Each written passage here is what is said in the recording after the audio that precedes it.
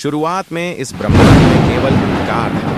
न जमीन थी, न आसमान, चारों ओर सिर्फ अनंत अंतरिक्ष फैला हुआ था।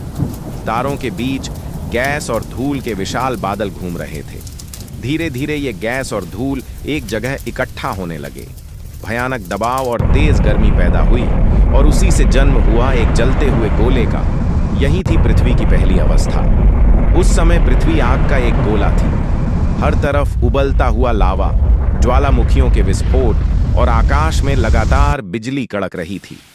लाखों वर्षों बाद पृथ्वी ठंडी होने लगी। घने बादल छाए और लगातार बारिश होने लगी। इन्हीं बारिशों से महासागर बने, नदियां बहने लगी। आकाश नीला हुआ, जमीन ठोस बनी और जीवन के पहले संकेत दिखाई देने लगे। धीरे धीरे यह जलती हुई पृथ्वी एक सुंदर और जीवन से भरी दुनिया बन गई।